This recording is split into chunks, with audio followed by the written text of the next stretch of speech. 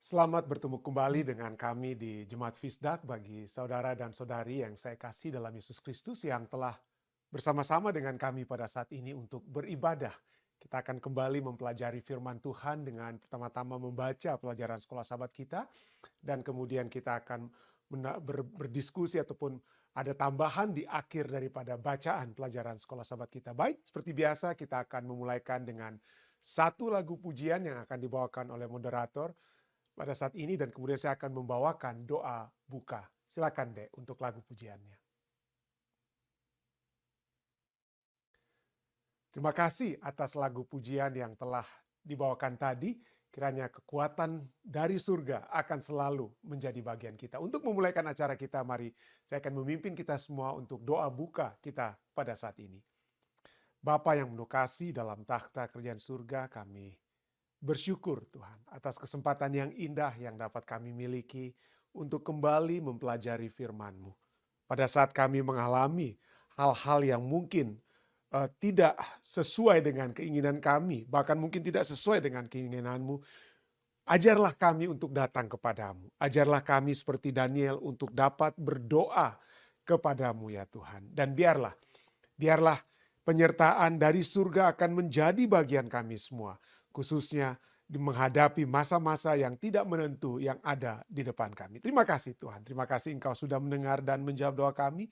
Inilah doa dan permohonan Tuhan yang hamba bawakan. Hanyalah di dalam nama Yesus Kristus, Tuhan dan Juru Selamat penebus kami. Amin. Baik saudara sekalian, seperti biasa kita akan mempelajari pelajaran sekolah sahabat kita. Dan pada saat ini, pada hari Kamis tanggal 9 Desember, satu judul yaitu Doa Daniel. Bagaimana kitab Ulangan itu telah menjadi satu hal yang kembali dirujuk, yang kembali diucapkan oleh nabi-nabi kemudian. Kita sudah membahas bagaimana itu muncul dalam tulisan Nabi Yeremia. Dan pada kesempatan yang lalu kita sudah melihat bagaimana kitab Mika membahas tentang apa yang telah dinyatakan di dalam kitab Ulangan. Dan pada saat ini kita akan mempelajari bagaimana di dalam doa Daniel sekalipun Daniel's prayer sekalipun kita melihat bagaimana itu juga telah merujuk kepada apa yang telah Musa nyatakan di dalam kitab Ulangan. Mari kita langsung saja ke dalam kitab Daniel yang telah merujuk dari kitab Ulangan. Salah satu doa yang paling terkenal di seluruh perjanjian lama adalah yang terdapat dalam Daniel pasal 9. Setelah mempelajari kitab Yeremia bahwa waktu ketandusan atau kehancuran dari bangsa Israel yang tertulis dalam Daniel 9 ayat 2, yaitu 70 tahun akan segera berakhir. Setelah melihat apa yang dituliskan dari kitab Yeremia, maka Daniel mulai berdoa dengan sungguh-sungguh. Dan betapa doa yang sungguh-sungguh, permohonan yang pedih dan penuh air mata, di mana dia mengakui dosa-dosanya, bukan hanya dosa umatnya, tapi dosa-dosanya dan dosa dari umatnya. Sementara pada saat yang sama, dia mengakui keadilan Allah di tengah-tengah malapetaka yang sedang menimpa mereka. Bacalah Daniel 9 ayat 1-9. Tema apa yang dapat Anda temukan yang berhubungan langsung dengan kitab Ulangan? Daniel 9 ayat 1-9 katakan, pada tahun pertama pemerintahan Darius, anak Ahasweros dari keturunan orang Media yang telah menjadi raja atas kerajaan orang Kasdim. Apa yang terjadi? Pada tahun pertama kerajaannya itu, aku, Daniel, memperhatikan dalam kumpulan kitab jumlah tahun yang menurut firman Tuhan kepada Nabi Yeremia akan berlaku atas timbunan puing Yerusalem, yakni 70 tahun. Lalu aku mengarahkan mukaku kepada Tuhan Allah. Dia mengarahkan muka pada orang Babylon zaman dahulu. Mengarahkan muka kepada Allah itu berarti berdoa menghadapi Yerusalem. Berdoa menghadapi Yerusalem. Lalu aku mengarahkan mukaku kepada Tuhan Allah untuk berdoa dan bermohon sambil berpuasa dan mengenakan kain kabung serta abu seperti orang yang sedang berduka cita ya. Maka aku memohon kepada Tuhan Allahku dan mengaku dosaku. Dia katakan apa? Mengaku dosaku. Tidak ada. Kalau Anda membaca kitab Daniel, tidak ada dosa yang kita bisa lihat ya, dosa yang telah dibuat oleh Daniel. Tidak ada, tetapi tetap walaupun demikian Daniel mengakui sebagai manusia kita semua berdosa. Tidak ada yang bebas dari dosa, walaupun tidak ada catatan dosa tersebut yang dapat kita lihat dihubungan dengan Daniel. Tapi dia katakan apa? Aku mengaku dosaku demikian. Ah Tuhan, Allah yang maha besar dan dahsyat, yang memegang perjanjian dan kasih setia terhadap mereka yang mengasihi Engkau serta berpegang pada perintah-Mu. Kami telah berbuat dosa, termasuk Daniel. Kami telah berbuat dosa dan salah. Kami telah berlaku fasik dan telah memberontak. Kami telah menyimpang dari perintah dan peraturan-Mu. Dan ayat 6, dan kami tidak taat kepada hamba-hamba-Mu para nabi yang telah berbicara atas nama-Mu, kepada raja-raja kami, kepada pemimpin-pemimpin kami, kepada bapak-bapak kami, dan kepada segenap rakyat negeri. Diakui kami yang berdosa ya. Ya Tuhan, Engkaulah yang benar. Engkaulah yang benar. Tetapi patutlah kami malu seperti pada hari ini. Kami orang-orang Yehuda, penduduk kota Yerusalem dan segenap orang Israel. Mereka yang dekat dan mereka yang jauh di segala negeri kemana Engkau telah membuang mereka. Oleh karena mereka berlaku murtad terhadap Engkau. Ayat 8, ya Tuhan kami, raja-raja kami, pemimpin-pemimpin kami dan bapak-bapak kami patutlah malu. Sebab kami telah berbuat dosa terhadap Engkau pada Tuhan Allah kami. Ada kesayangan dan keampunan walaupun kami telah memberontak terhadap Dia. Doa Daniel, saudara-saudara ya. Doa Daniel adalah sebuah rangkuman dari bagian dalam kitab Ulangan yang secara tepat berisi amaran kepada bangsa itu sehubungan dengan akibat, buah-buah atau akibat karena mereka tidak melakukan bagian mereka dalam perjanjian itu. Allah sudah melakukan bagiannya, Allah sudah setia, tidak ada kesalahan yang Allah buat, tapi bagian yang salah itu telah dibuat oleh bangsa tersebut. Ya. Dua kali, pelajaran sahabat kita katakan, dua kali Daniel merujuk pada hukum Musa dalam Daniel 9 ayat 13 yang tidak kita baca tapi Anda bisa membacanya. Daniel 9 ayat 11 sampai 13 kita telah bersalah karena kita telah apa? Melanggar hukum Musa. Yang tentu saja di dalam hukum Musa itu termasuk kitab Ulangan. Dan dalam kasus ini mungkin saja merujuk pada kitab Ulangan itu bahkan secara khusus. Ya. Sebagaimana yang dikatakan dalam kitab Ulangan, mereka telah dihalau, telah dibuang dari tanah perjanjian. Mereka telah dihalau dari tanah itu. Ulangan 24 ayat 27 sampai 31 dan Ulangan 28 itu berbicara banyak tentang dihalaunya umat-umat yang tidak setia tersebut. Karena apa? Karena mereka tidak menurut secara tepat apa yang Musa dalam Ulangan 1:29 Musa telah sampaikan akan terjadi. Betapa tragis juga. Gantinya bangsa-bangsa di sekeliling mereka akan berkata, memang bangsa besar ini adalah umat yang bijaksana dan berakal budi. Ulangan 4 ayat 6 katakan demikian ya. Sekarang Israel menjadi celaan. Daniel 9 ayat 16 katakan mereka menjadi celaan dari bangsa-bangsa yang tadinya memuji mereka. Tapi karena mereka tidak melakukan bagian mereka dari perjanjian, mereka menjadi umat-umat celaan.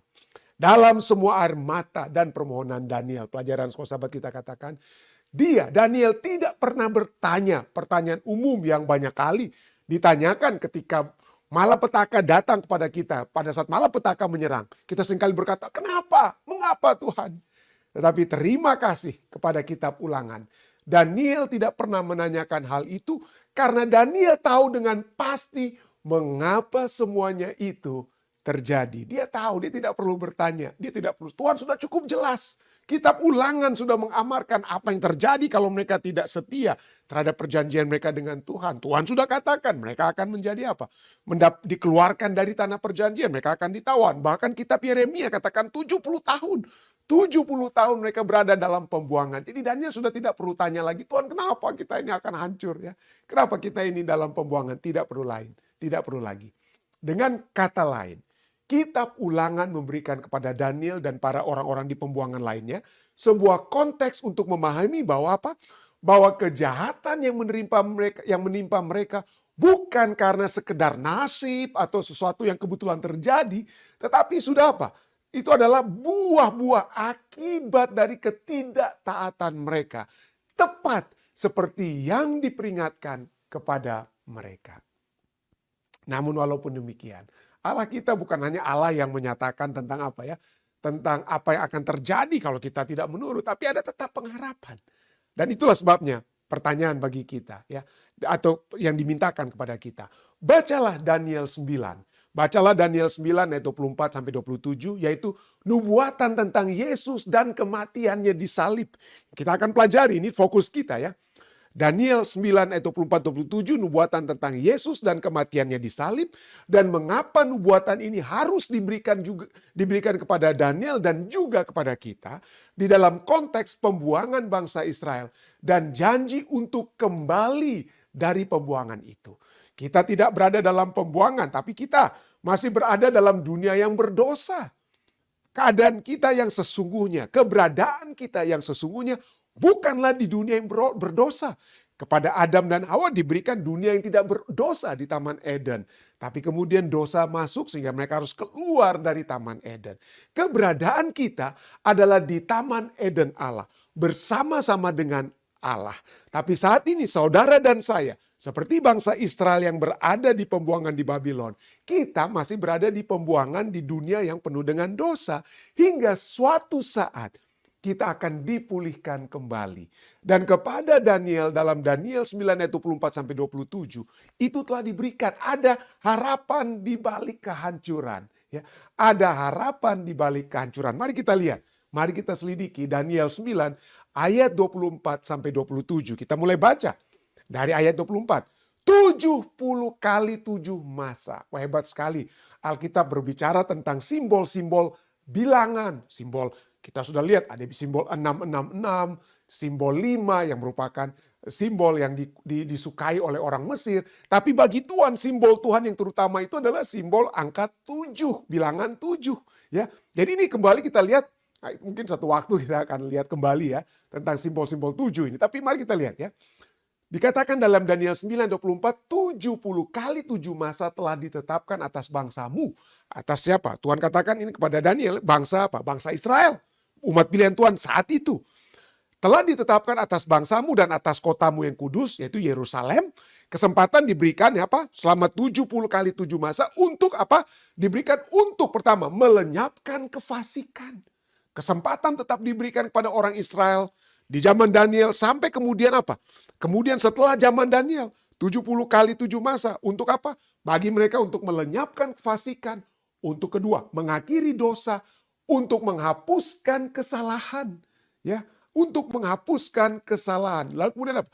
Untuk mendatangkan. Nah, yang ketiga pertama ini dari, kalau dalam bahasa Ibraninya itu dari 2 kata Ibrani. Lalu kemudian kelompok yang berikutnya sesudah ketiga yang saya sebut untuk menghapuskan kesalahan itu kemudian muncul di dalam 3 kata-kata Ibrani. Dari 2 kemudian menjadi 3. Untuk apa yang kelompok 3 ini ya? Untuk mendatangkan keadilan yang kekal. Untuk menggenapkan penglihatan dan nabi. Dan untuk mengurapi yang maha kudus. Jadi yang ketiga yang pertama dibuat dalam 2 kata Ibrani itu adalah seperti hal-hal yang salah yang harus dihilangkan. Untuk kemudian digantikan dengan 3 kata Ibrani yang untuk hal-hal yang benar. Yaitu apa? Mendatangkan keadilan yang kekal, menggenapkan penglihatan dan nabi, dan untuk mengurapi yang maha kudus. Tapi dimulaikan itu kesempatan ini diberikan selama 70 kali 7 masa. Dan kita lihat itu untuk apa? Mengakhiri, untuk ditetapkan bagi bangsa Israel dan untuk apa? Bangsa dan kota yang kudus itu diberikan 490 tahun. Saudara ya, 70 kali 7 masa itu merujuk kepada 490 tahun. Daniel dinyatakan kepada Daniel dan itu kemudian dipenuhi pada saat kita, kalau kita sudah mempelajari, kita berapa waktu lalu kita mempelajari kitab Daniel, saya percaya kita semua sudah pernah mendengar hal ini. Saya hanya ingin mengulangi sedikit, hanya kita terbang sekilas ya di atas nubuatan 70 minggu ini ya, atau 490 tahun. Jadi itu dimulaikan di tahun 450 BC atau sebelum Masehi, yaitu yang merupakan awal dari 490 tahun atau nubuatan 70 minggu, itu ditandai dengan perintah untuk memulihkan dan membangun kembali Yerusalem. Seperti nanti kita akan baca perintah itu dalam Daniel 9:25 yang dikeluarkan oleh Raja Persia yang bernama Artaxerxes pertama pada tahun ke-7 pemerintahannya. Esra 7 ayat 11 sampai 26. Dalam kitab Esra, Raja Artaxerxes perintahkan, kembali ya, kembali bangun kembali apa? bangsamu tersebut. Bagaimana caranya? Ya kamu akan kembali memiliki hukum-hukummu sendiri. Bukan lagi hukum Persia, tapi bangun hukummu. Kotamu itu apa? Kamu bangun kembali. Kamu direstorasi, diperbaiki kembali keadaan bangsa tersebut secara penuh. Dan itu dimulaikan dari tahun 457 sebelum Masehi. Nah, ayat 25, mari kita baca ya. Daniel 9 ayat 24-25 katakan, maka ketahuilah, ayat 25, maka ketahuilah dan pahamilah dari saat firman itu keluar, yakni bahwa Yerusalem akan dipulihkan dan dibangun kembali. Bukan hanya temboknya secara fisik, tetapi secara sivil bangsa itu berhak untuk apa? Membangun kembali tata negaranya ya. Yerusalem akan dipulihkan dan dibangun kembali sampai pada kedatangan seorang yang diurapi. Jadi ada 490 tahun ini sampai akan merujuk juga sampai seorang yang diurapi, seorang raja. Ada 7 kali 7 masa dan 62 kali 7 masa. Jadi disebutkan dah apa ya? 7 kali 7 masa, 62 kali 7 masa lamanya kota itu akan dibangun kembali dan tanah lapang dan paritnya. Tetapi di tengah-tengah apa? Kesulitan. Jadi ada apa? Berbicara kembali tentang 7 kali 7 masa dan berbicara tentang 62 kali 7 masa. Nah di sini berbicara, tadi kita dalam ayat 24 berbicara tentang apa? Tentang 70 minggu atau 69 minggu yang kemudian muncul di ayat yang ke-25. Jadi kenapa ada kurang 1 minggunya ya saudara, Anda lihat. Ayat 24 berbicara tentang 70 minggu, ayat 25 berbicara tentang 69 minggu ya, 69 minggu. Kenapa? Karena ada 1 minggu terakhir yang akan spesifik terjadi ya dari gugusan 70 minggu ini. Jadi mari kita lihat secara apa lebih detail ya. Kalau kita lihat ayat 24 berbicara tentang 70 minggu, ayat 25 berbicara tentang 69 minggu, karena ada satu minggu yang disisakan. Jadi ayat 25 berbicara tentang 483 tahun, sedangkan ayat 24 sebelumnya itu dalam yang lebih lengkap berbicara tentang 490 tahun. Artinya kita lihat sini ya, 483 tahun itu adalah potongan dari 490 tahun. Jadi dari 70 minggu ada yang dipotong yaitu 69 minggu karena ada 1 minggu terakhir, 1 tahun terakhir, ya dengan kata lain 7 tahun terakhir, maksud saya 7 tahun terakhir yang akan menjadi sangat signifikan. Dari 490 tahun ada 7 tahun terakhir yang sangat signifikan. Apa itu? Yaitu kita lihat 7 tahun terakhir dari 490 tahun itu adalah apa? Adalah munculnya Yesus Kristus. Yesus anak domba Allah memulaikan ministrinya. Dia menjalankan pelayanannya selama 3,5 tahun. Dan di tengah-tengah minggu itu dia akan apa? Mati di kayu salib. Lalu ada 3,5 tahun terakhir sampai kepada apa? Stefanus, diakon yang apa? Mati syahid ya. Inilah kesempatan yang telah diberikan. Kesempatan yang telah diberikan kepada bangsa Yahudi untuk bertobat. Untuk menjadi umat pilihan yang sesungguhnya. Tetapi mereka, kita ketahui, tidak menggunakan kesempatan tersebut. Sudah diberikan dari tahun 457 sebelum Masehi. Diberikan 483 tahun telah diberikan kepada mereka. Sampai kemudian di 7 tahun, di 1 minggu terakhir. 1 minggu itu ada 7 hari, jadi 7 tahun ya. 1 minggu terakhir, 7 tahun terakhir, terus secara hebat, lebih hebat. Munculnya Yesus, sampai diakon yang dimati syahid Stefanus, tetapi mereka tidak mau bertobat. Jadi ada diberikan harapan, tetapi ada harapan diberikan kepada Daniel dalam doanya. Dia mendapatkan jawaban dari doa tersebut. Kita sudah baca ayat 24, ayat 25, dan ayat 26. Ya. Sesudah ke-62 kali 7 masa itu akan disingkirkan seorang yang telah diurapi. Padahal tidak ada salahnya apa-apa dia. Tapi dia disingkirkan. Maka datanglah rakyat seorang raja. Raja itu ya orang diurapi tersebut ya. Yang memusnahkan kota dan tempat kudus itu. Tetapi raja itu akan menemui ajalnya dalam air bah. Dan sampai pada akhir zaman akan ada peperangan dan pemusnahan seperti yang telah ditetapkan. Ayat 27. Raja itu akan membuat perjanjian itu menjadi berat bagi banyak orang selama 1 kali 7 masa. 1 kali 7 masa.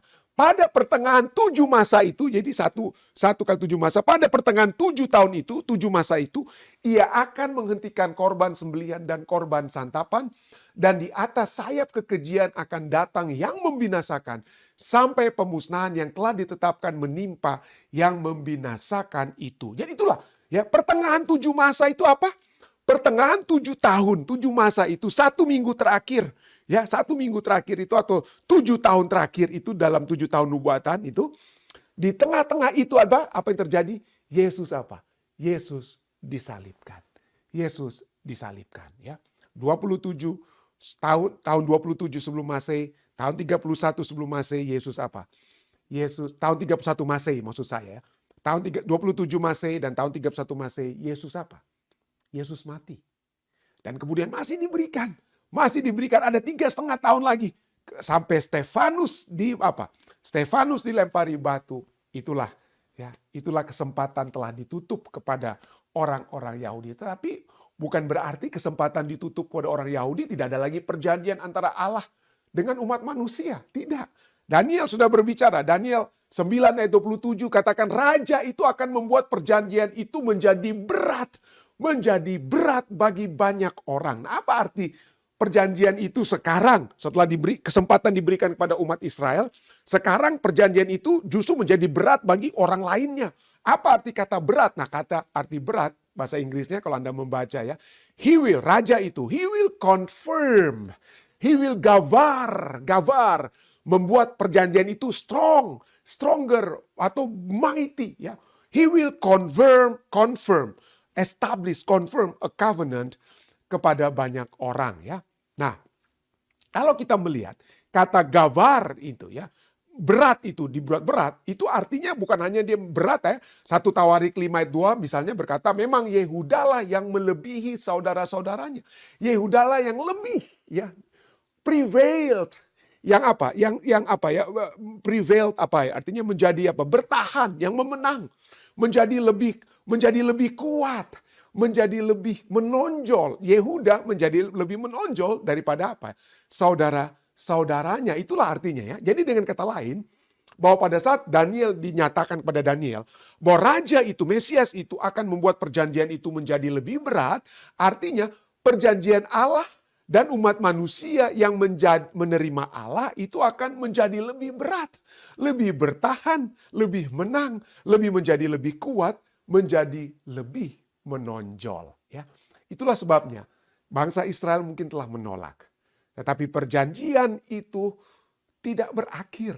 Ya, perjanjian Allah dengan umat-umatnya itu tidak berakhir. Ada yang akan meneruskan,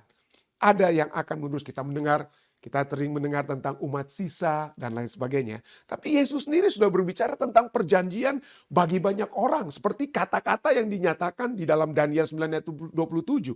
Perjanjian itu menjadi berat, menjadi bertahan, menjadi menang, diteruskan menjadi lebih kuat bagi banyak orang. Kata bagi banyak orang ini muncul dari Matius. Dalam kitab Matius misalnya Matius 26 ayat 28.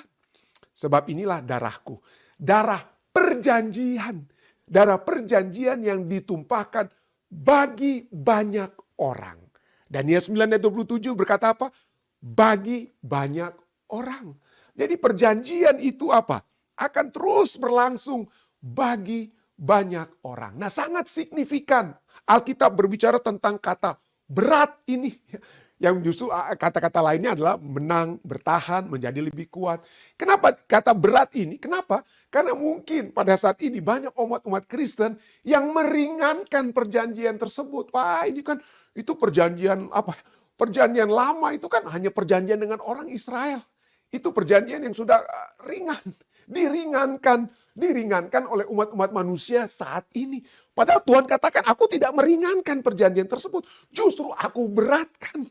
Jadi apa yang Allah beratkan sangat disayangkan. Umat-umat Kristen banyak meringankan. Mereka katakan apa? Wah, mereka membedakan antara perjanjian lama dan perjanjian baru. Ya, wah, perjanjian lama itu dengan kitab Taurat, dengan hukum-hukumnya, dengan Taurat perjanjian lama. Perjanjian lama itu tidak perlu. Kita sekarang memiliki perjanjian baru.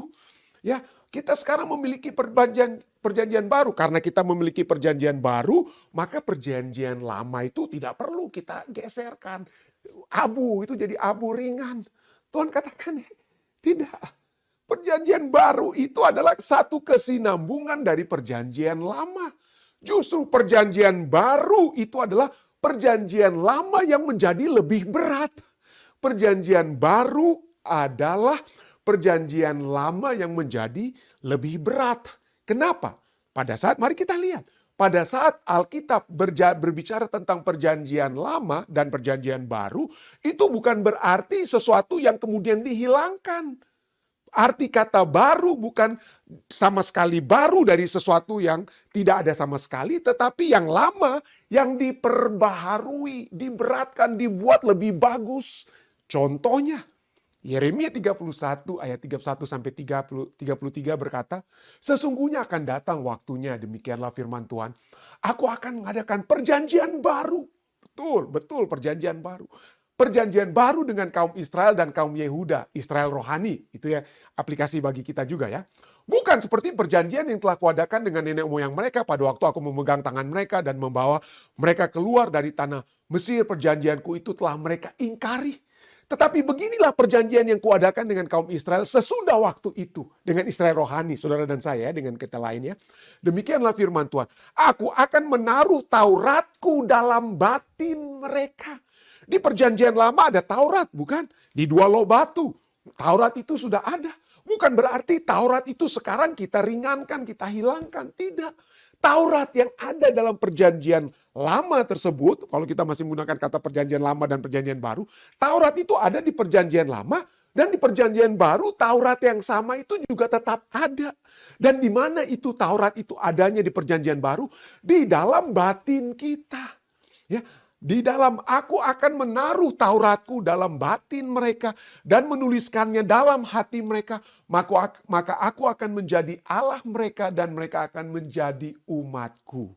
Saudara-saudari, kita sebagai Israel rohani, kita bukan berarti tidak lagi memiliki Taurat Tuhan, hukum-hukum Tuhan.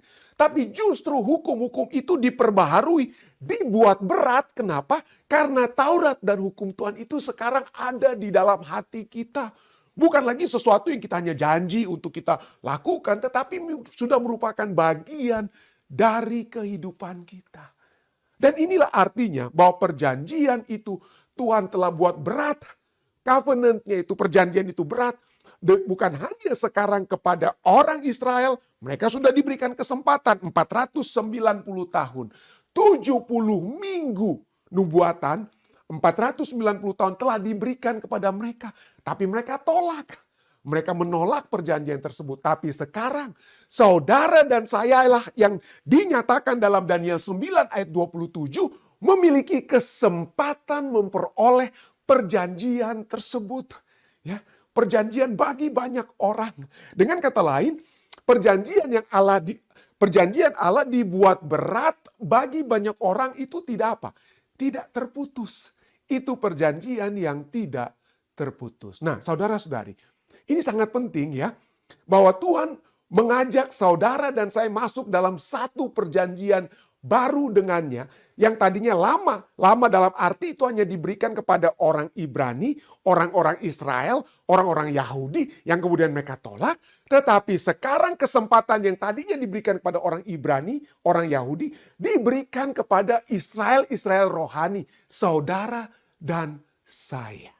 Jadi tidak terputus, isinya tidak terputus. Ada tetap kehendak-kehendak Tuhan. Mengasihi Tuhan dengan segenap hati kita. Mengasihi sesama manusia dengan seperti kita mengasihi diri kita sendiri. Ada Taurat Tuhan di dalamnya.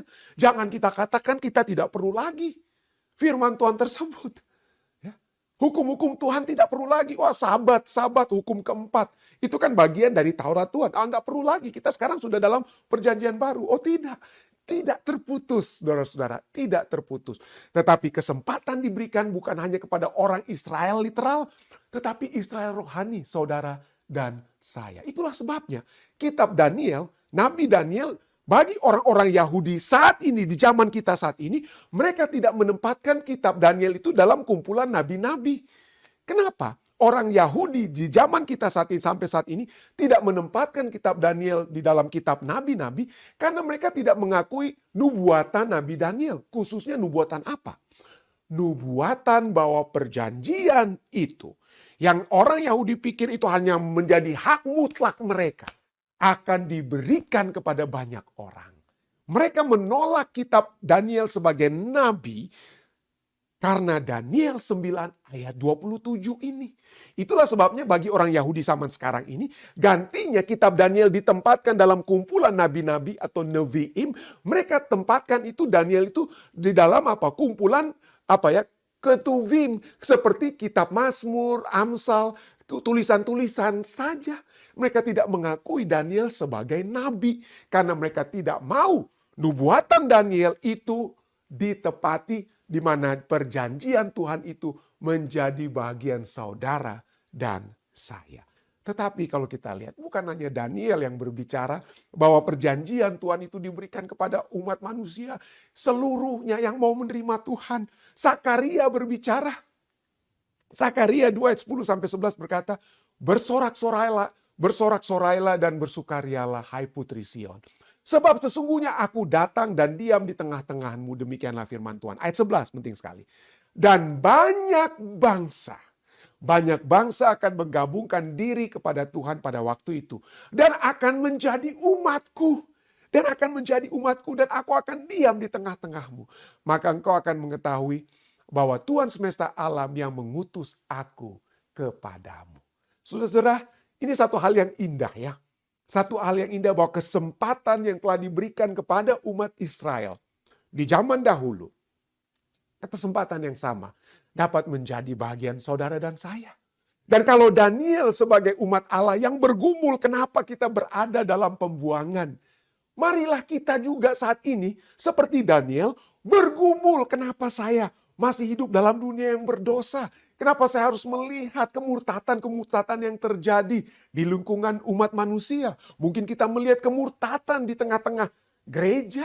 Mungkin kita bisa melihat kemurtatan di tengah keluarga kita. Kenapa anak-anak kita tidak ikut seperti kita kehendaki, seperti Tuhan kehendaki mereka mengikuti Tuhan.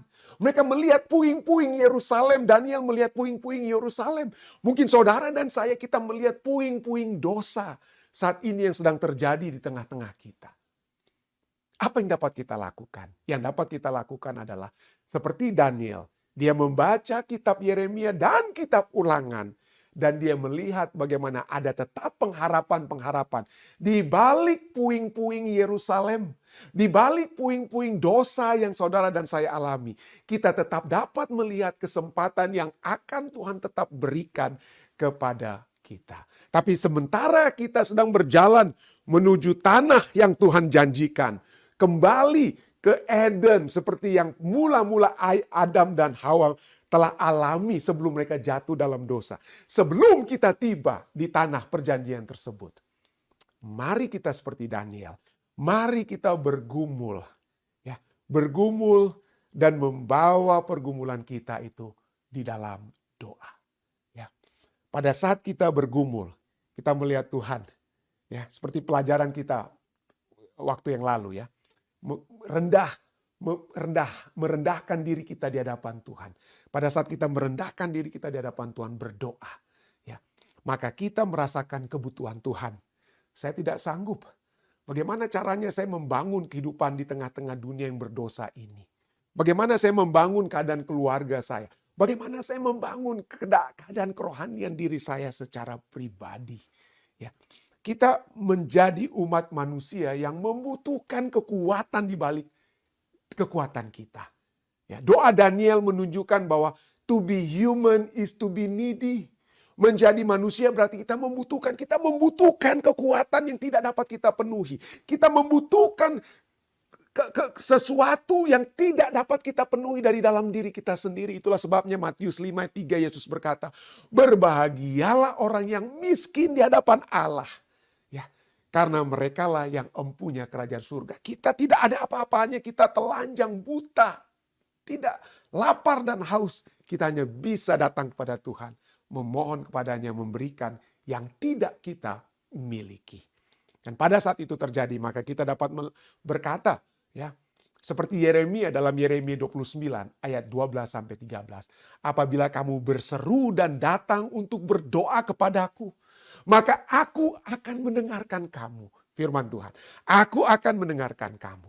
Apabila kamu mencari aku, firman Tuhan katakan, apabila saudara dan saya mencari Tuhan, maka kamu akan menemukan Tuhan. Kamu akan menemukan aku. Yeremia katakan, firman Tuhan katakan ya, apabila kamu menanyakan aku dengan segenap hati. Saya mengajak kita semua, saya mengajak saudara dan saya, mari kita seperti Daniel terus berdoa. Berdoa bukan hanya, dosa orang lain, atau dosa sahabat-sahabat kita. Tapi mari kita melihat segala sesuatu itu adalah dosa kita. Kesalahan-kesalahan kita, kekurangan kita, pelanggaran-pelanggaran kita. Dan cari Tuhan. Cari Tuhan yang akan dapat memberikan sesuatu yang tidak akan pernah kita penuhi di dalam diri kita. Dan jika itu menjadi bagian kita, kiranya itu dapat membawa kita untuk menemukan Tuhan. Membawa kita untuk bertemu dengan Tuhan kita. Saya bawa ini dalam nama Yesus. Amin. Baik saudara-saudari sekalian, mungkin pada saat ini ya saya satu lain hal saya tidak dapat secara langsung bersama-sama dengan Anda. Tetapi jika ada tambahan ataupun pertanyaan, mungkin ada saudara-saudari kita, orang-orang tua kita, ada ayah saya, dan saudara-saudara lain yang dapat membantu untuk menjawab pertanyaan-pertanyaan atau tambahan jika ada. Ya, tapi mungkin saya tidak dapat menjawabnya secara langsung pada saat ini. Tapi jika ada silakan disampaikan. Dan sesudah ini moderator kita, Saudara Elisa mungkin akan menuntun siapa yang dapat membawa atau merangkum acara kita dengan doa, dengan pokok-pokok doa yang disampaikan. Dan kiranya kita semua dapat diberkati dengan pembahasan firman Tuhan pada saat ini dan juga dengan doa-doa yang nantinya akan, permohonan-permohonan doa yang akan didoakan, dan kiranya kekuatan surga menjadi bahagian kita semua. Amin. Baik, terima kasih atas pelajaran yang begitu indah. Biarlah kita bisa menjadi Israel rohani, seperti yang tadi Pendeta Stephen sudah terangkan. Baik, apakah ada tambahan mungkin dari Pendeta Alex? Oke, saya ingin untuk kita sampaikan apa yang telah disampaikan dari buku Daniel pasal yang ke-9 mengenai 70 kali 7 tahun atau 490 tahun ini, kesempatan yang diberikan oleh Tuhan bagi mereka sejak tahun 457 untuk mereka kembali ke Yerusalem. Tetapi kesempatan yang diberikan sampai tahun 34 sesudah Kristus, Yesus mati, Yesus bangkit naik ke surga, masih diberikan kesempatan lagi bagi mereka. Tetapi mereka menolak dan membunuh salah satu daripada diakon yang dipilih, yaitulah Stefanus. Mereka telah membunuhnya. Tetapi apa yang terjadi dengan penolakan mereka, kesempatan Tuhan berikan kepada kita sebagai Israel rohani. Apabila saya ingin untuk kita membaca di dalam 1 Petrus 2 ayat 9 dan 10 berkata, bahwa kamulah bangsa yang terpilih, imamat yang rajani, bangsa yang kudus, umat kepunyaan Allah sendiri, supaya kamu memberitakan perbuatan-perbuatan yang besar dari Dia yang telah memanggil kamu keluar dari dalam gelap ke dalam terang yang ajaib. Itulah kesempatan yang Tuhan berikan kepada kita secara Israel rohani, imamat yang rajani, umat kepunyaan Allah, untuk memasukkan kebaikan Tuhan yang tadinya kita dalam kegelapan, sekarang berada di dalam terang untuk memasukkan kebaikan Tuhan. Jadi kita sangat bersyukur kesempatan Tuhan berikan bagi kita untuk dapat mempertahankan Yesus yang telah berkorban untuk selamatkan kami yang dibawakan dalam 7 pada minggu yang terakhir dari tahun yang telah disebutkan di dalam Daniel pasal yang ke-9.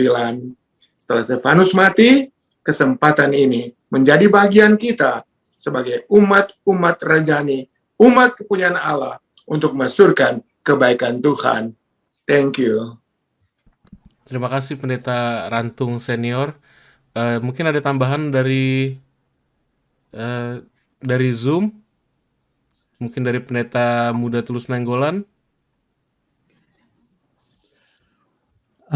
Tadi sebenarnya sudah dijelaskan begitu baik oleh Pendeta Rantung, dan kita lihat bahwa sebenarnya bahwa apa yang terjadi dalam Daniel pasal 9 itu menceritakan seperti yang dijelaskan bahwa bangsa Israel bangsa Israel itu diberikan kesempatan. Tapi bukan hanya kesempatan. Tugas misi mereka yang sebenarnya Tuhan inginkan bangsa Israel lakukan, semestinya itu yang paling Tuhan tuntut. Tugas utama bangsa Israel adalah sebagai apa? Jadi pusat penginjilan.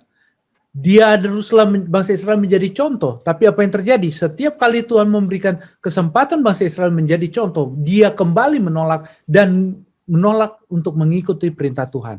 Dan saat ini, karena penolakan yang terjadi pada saat bangsa Israel untuk menjadi contoh, Stefanus mati, penolakan kebenaran itu ditolak benar-benar pada saat Stefanus dibunuh.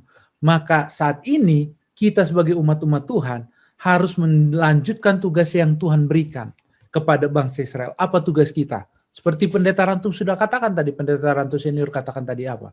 Tugas kita adalah hal yang sama. Misi bangsa Israel berlanjut. Seperti hukum Taurat berlanjut, hukum Allah tetap kekal. Begitu juga misinya tetap sama. Tidak ada yang berubah.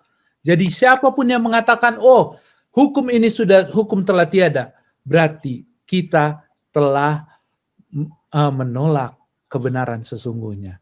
Maka yang ditolak bukanlah hukum itu, melainkan pemilik hukum itu. Dan pemilik misi itu. Mungkin itu saja yang bisa saya tambahkan. Baik, terima kasih. Apakah ada tambahan lagi dari yang lain? Sementara ini belum ada tambahan atau pertanyaan dari Zoom. Mungkin bisa mau bertanya, dari 70 kali 7 yang terdapat di dalam Daniel, apakah ada hubungannya dengan pertanyaan Petrus pada saat dia bertanya, berapa kali kita harus mengampuni? Yang dia bilang 70 kali 7 itu, Pendeta. Mungkin bisa dijawab oleh Pendeta Rantung Senior atau Pendeta Muda Tulus.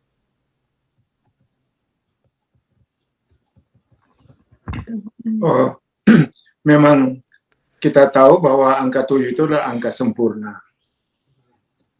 Jadi 70 kali 7 yang ditanyakan oleh Petrus kepada Yesus 70 kali 7 kali. Jadi bukan hanya 70 kali 7, kali lagi. Artinya tidak ada apa? Tidak ada batasnya. Bukan hanya terbatas 70 kali 7, 490 kali berdosa, sudah, tidak ada pengampunan. Bukan. Itu akan berlangsung terus. Yang tidak diampuni, Alkitab mengatakan, apabila kita menolak Roh Kudus. Keselamatan yang diberikan kepada kita tidak menerimanya, kita menolak seluruhnya, dan itulah yang menyebabkan tidak diampuni. Kenapa? Karena kita tidak mengakui. Dan Tuhan tidak ampuni karena kita sendiri yang tidak bersedia untuk diampuni. Jadi kata 70 kali 7 itu bukan hanya sampai 490 tahun.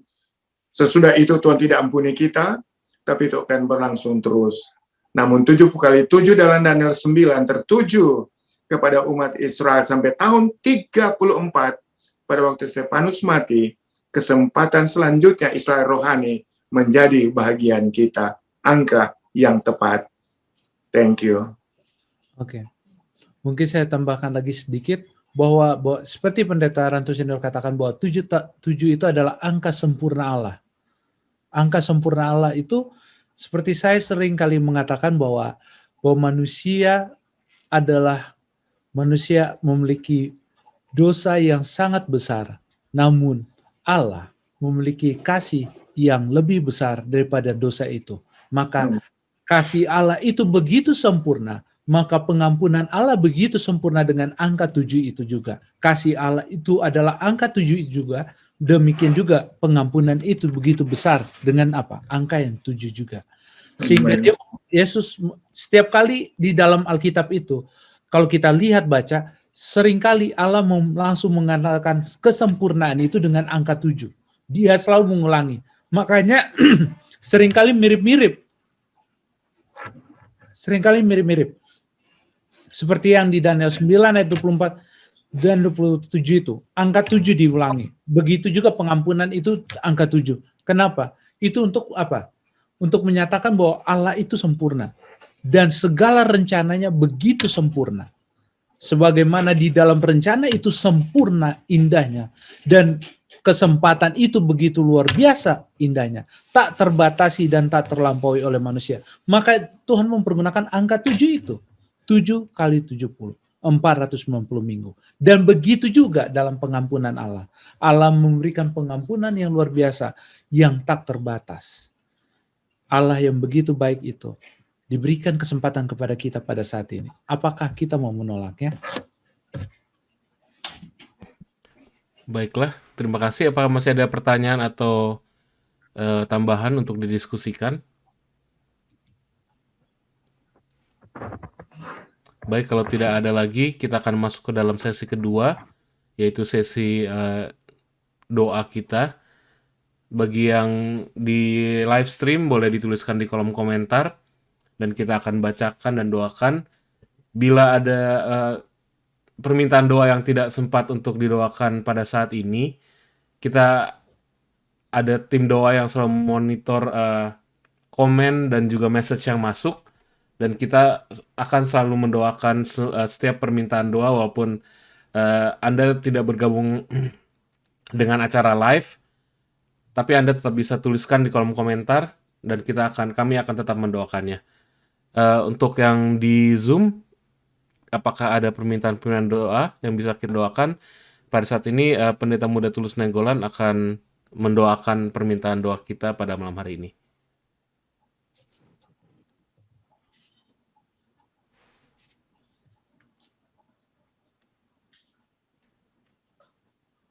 Baiklah, kalau misalnya dari Zoom belum ada yang mengangkat tangannya, dari live stream ini ada beberapa permintaan doa. Pendeta Tulus. Yang pertama dari Pendeta Donald Lapasiang, katanya tolong doakan jemaat Gorontalo, anggota jemaat Gorontalo yang sedang dalam keadaan sakit. Yang pertama Ibu An Majid Franz, lalu Ibu Deti Wisang, Ibu Deti Wisang, lalu Opa Paulus Pongo, dan juga Oma Hamakatili. Ibu Deti Wisang dan Opa Pongo ya. Opa Paulus Pongo dan Opa Paulus Pongo. Ya, dan Oma Hamakatili. Oma Hamakatili ya. Ibu Franz. Lalu yang kedua berikutnya adalah ada silent request dari Femi Kiroyan, Naomi Asa, dan juga Tante Tina.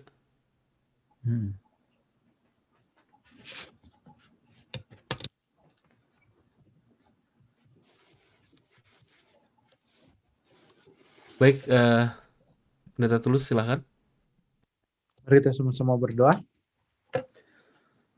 Bapa Surgawi, Bapa yang mengasihi kami. Terima kasih Tuhan karena kasih-Mu yang begitu luar biasa. Yang selalu Kau berikan kepada kami. Kesempatan demi kesempatan yang Kau telah berikan kepada bangsa Israel dahulu. Itu menjadi pelajaran bagi kami. Untuk kami mengambil keputusan selalu berada dekat dengan Engkau ya Tuhan. Selalu mengambil keputusan, melakukan segala perintah-perintah yang Engkau telah berikan. Karena Engkau telah menaruh janji-Mu di hati kami. Biarlah Engkau perbarui hidup kami dari hari ke hari ya Tuhan. Biarlah Roh Kudus-Mu hadir di tengah-tengah kami, mengetuk pintu hati kami. Sehingga kami dapat diubahkan. Semakin hari menjadi sama seperti Kristus. Biarlah karakter Kristus sajalah yang dapat kami hidupkan dari hari ke hari ya Tuhan. Karena itu ya Tuhan, kami memohon kuasa-Mu untuk selalu membantu menolong kami untuk menjalani hidup ini sesuai dengan kehendak. Terima kasih atas janji-Mu yang begitu indah, yang dapat menguatkan kami untuk melakukan segala perintah-perintah-Mu ya Tuhan. Bapa Surgawi, pada saat ini, sebelum hamba-Mu menyampaikan segala permohonan kami, terlebih dahulu Engkau mengampuni segala dosa kami, sehingga berkat-berkat-Mu tidak terhalang terhadap kami. Pada saat ini ya Tuhan, kami mendoakan hamba-hamba Tuhan, Pendeta Alex Rantung beserta dengan keluarga, Pendeta Kausalia beserta dengan keluarga. Biarlah Tuhan Engkau memberkati mereka semua. Engkau melawat mereka ya Tuhan, berikan yang terbaik pada hidup mereka. Biarlah hamba-hamba Tuhan ini Engkau berkati dengan kesehatan, kekuatan dari surga, sehingga dapat terus melayani Tuhan, menyaksikan berkat-berkat Tuhan yang Tuhan telah berikan kepada mereka ya Tuhan. Sehingga umat-umat Tuhan dapat dikuatkan melalui kehadiran mereka ya Tuhan. Pada saat ini ya Tuhan, hamba-Mu juga berdoa untuk Pendeta Stephen Rantung beserta dengan keluarga. Biarlah kasih-Mu juga menjamah mereka ya Tuhan. Biarlah kasih-Mu juga memberikan yang terbaik bagi mereka, sehingga kekuatan dari surga akan selalu menyertai mereka, sehingga Pendeta Rantung dapat terus memimpin kami, mendorong kami untuk melayani Tuhan. Pada saat ini ya Tuhan, kami juga berdoa untuk sahabat-sahabat kami yang sakit, seperti Kak Jen Rondonu, dan juga Saudara Ronald Walean, Alden Syehotang, dan juga Ibu Manuhutu Manopo, dan Ibu dari Kak Evi Tumanu, anggota jemaat di Gorontalo, seperti Ibu Frans, Oma Hamakatili, dan juga Ibu Deti Wisang, Opa Paulus, Pongo ya Tuhan. Biarlah Tuhan melawat mereka semua ya Tuhan. Engkau jamah tubuh mereka, Engkau berikan yang terbaik bagi mereka, sehingga Engkau dapat memulihkan mereka. Dan pada saat-saat berikutnya, nama Tuhanlah yang akan dipermuliakan. Pada saat ini juga ya Tuhan, kami mendoakan silent request yang telah disampaikan oleh Opa Lalaki Gerungan, Tante Femi Kiroyan, Tante Tina PS, dan juga Tante Omi, dan juga Kak Evi Angelo ya Tuhan. Biarlah Tuhan silent request yang mereka sampaikan, yang selalu mereka doakan dalam hati mereka ya Tuhan. Biarlah kasih-Mu saja yang memberikan jawaban dalam kehidupan mereka, sehingga segala pergumulan mereka dapat Engkau selesaikan. Dan sekali lagi, ini semua hanyalah demi kemuliaan nama-Mu saja ya Tuhan. Pada saat ini juga ya Tuhan, kami mendoakan seluruh umat Tuhan yang telah hadir di live stream dan Zoom. Biarlah kasih-Mu saja yang menyertai kami semua, memberikan kekuatan kepada kami untuk terus melangkah hari demi hari, berjalan bersama dengan Engkau ya Tuhan. Kami serahkan sisa hidup kami dalam tangan-Mu ya Bapa. Karena doa ini kami alaskan atas nama Yesus yang telah menjadi juru selamat kami, yang akan segera kembali di awan-awan. Amin. Amin. Terima kasih banyak Pendeta Muda Tulus. Dengan demikian telah berakhirlah diskusi kita pada malam hari ini. Jangan lupa untuk share agar bukan hanya saja kita yang terberkati, tapi teman-teman dan juga saudara kita bisa terberkati juga. Baiklah, sampai bertemu di besok pada pembukaan Sabat jam 7.30. Kita akan ada rangkuman yang akan dibawakan oleh Pendeta Muda Tulus Nenggolan. Sampai bertemu lagi besok. Tuhan memberkati kita semua.